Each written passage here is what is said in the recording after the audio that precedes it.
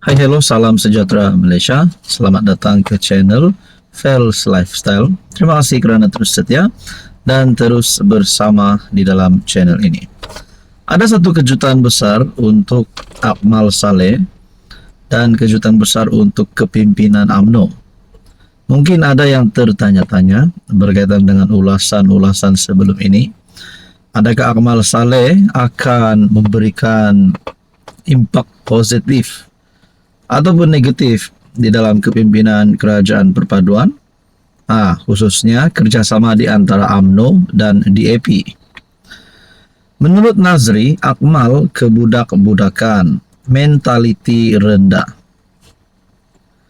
Bekas Duta Malaysia ke Amerika Syarikat, Nazri Aziz membidas Ketua Pemuda UMNO Dr. Akmal Saleh sebagai kebudak-budakan dan mempunyai mentaliti rendah.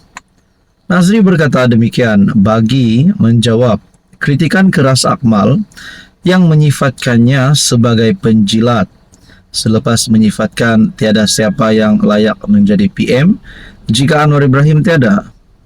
Respon Akmal ini terhadap kenyataan saya menunjukkan tahap kebudak-budakan dan mentaliti yang rendah.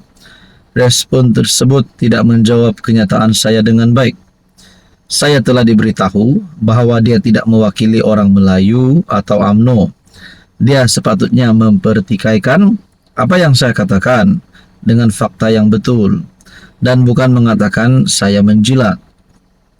Adakah itu reaksi yang patut datang dari Ketua Pemuda, kata bekas menteri dan bekas pemimpin kanan UMNO itu. Terdahulu Malaysia Kini melaporkan Nazri berhasrat memberi tumpuan untuk menyokong Anwar selepas kembali dari AS, serta memastikan Presiden PKR itu kekal menerajui Putrajaya selepas PRU 16. Ketika ditanya jika kebimbangannya mengenai ketiadaan calon pengganti Anwar turut merangkumi UMNO, Nazri membalas dengan sinis, "Boleh. Kamu beritahu saya siapa?" "Akmal, kamu beritahu saya siapa?" Nazri turut menyindir Akmal dengan mengatakan dia hanya mewakili 1/4 daripada 4 sayap UMNO.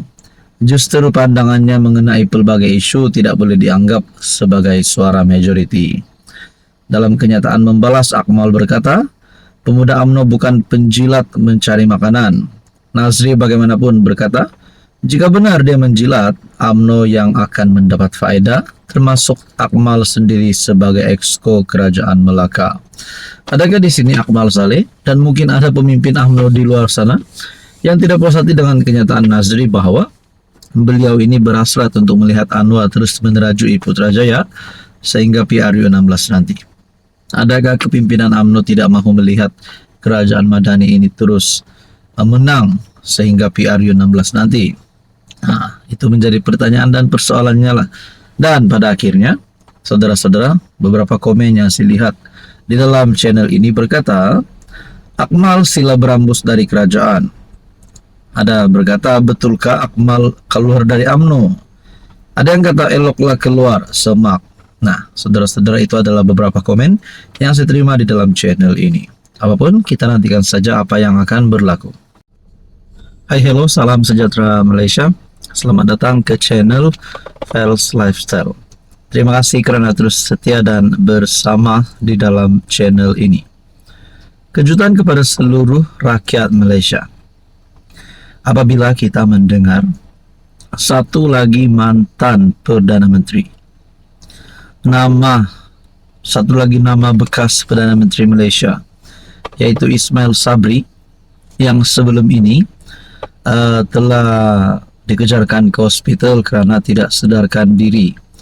Dan di sebalik perkara itu, ada satu lagi yang lebih menarik perhatian ramai. Apabila nama bekas Perdana Menteri ini, apabila SPRM menahan 4 pegawai mantan PM Ismail Sabri dan wang lebih RM 100 juta disita. Nah, antara persoalan yang timbul, adakah Ismail Sabri di sini bersalah? Nah, SPRM menyita wang tunai lebih 100 juta bersamaan dengan 30,3 juta dolar yang disyaki ada kaitan dengan dana politik menyusuli penahanan 4 bekas pegawai kepada mantan PM Datuk Seri Ismail Sabri Yaakob. Wang tunai itu dilaporkan ditemui dalam beberapa beg dan peti besi dalam bilik di sebuah kediaman milik seorang daripada 4 pegawai kanan berkenaan yang diserbu SPRM. Ini pasti satu serbuan mengejutkan. Bukan serbuan di kediaman Ismail Sabri, tetapi serbuan terhadap di mana wang itu dilaporkan ditemui dalam beg dan juga peti besi dalam bilik di sebuah kediaman milik seorang daripada 4 pegawai kanan berkenaan yang diserbu SPRM. Penyiasat SPRM turut merampas dokumen, barang kemas dan peranti elektronik ketika melakukan serbuan terhadap kediaman itu. Serbuan terbabit dijalankan SPRM menyusuli siasatan berterusan dan pemantauan selama beberapa bulan berkaitan dakwaan salah guna kuasa dan pengubahan wang haram membabitkan bekas pegawai kanan berkenaan. Di sebalik isu ini, saudara-saudara, saya telah melihat dalam media sosial ada satu tajuk berita yang berkata rahasia panas perompak PM9 merompak RM 700 juta duit rakyat. Berkaitan dengan tajuk berita ini, saya tidak mahu komen panjang. Tapi antara pertanyaan paling utama, kalaulah Ismail Sabri pun terlibat dengan rasuah, kalaulah Ismail Sabri sendiri sebagai seorang yang pernah memegang jawatan PM terlibat dengan rasuah, sudah pasti siapapun juga yang terlibat dengan rasuah perlu dikenakan tindakan undang-undang. Saudara-saudara, apa komen Anda? Hai, hello, salam sejahtera Malaysia. Selamat datang ke channel Fels Lifestyle. Terima kasih tuan-tuan dan puan kerana terus setia dan bersama di dalam channel ini. Ada satu kejutan untuk Tun Mahathir. Kejutan untuk penyokong-penyokong Tun Mahathir. Akhirnya Anwar Ibrahim mengesahkan satu perkara yang pasti membuat penyokong Mahathir dan mungkin Mahathir sendiri meroyan. Ramai yang tertanya-tanya di saat usia Mahathir mencecah 100 tahun pada tahun ini. Ramai yang tertanya-tanya adakah Mahathir akan terus berundur dalam politik. Walaupun ada gesaan terhadap beliau untuk jangan lagi aktif dalam politik, lebih baik rehat saja, rehatlah Tun Mahathir di rumah. Tapi kita dapat lihat beberapa kali Tun Mahathir membuat kenyataan di media dan kita dapat lihat beliau tidak terlalu aktif tapi masih lagi ada di dalam kancah politik Malaysia. Pada akhirnya Anwar Ibrahim dalam satu kenyataan, pemimpin mana nak jumpa Mahathir soal Anwar.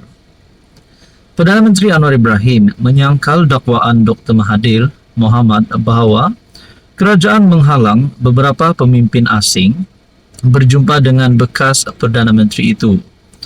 Anwar berkata, tiada mana-mana pemimpin luar negara yang ingin bertemu dengan Mahathir.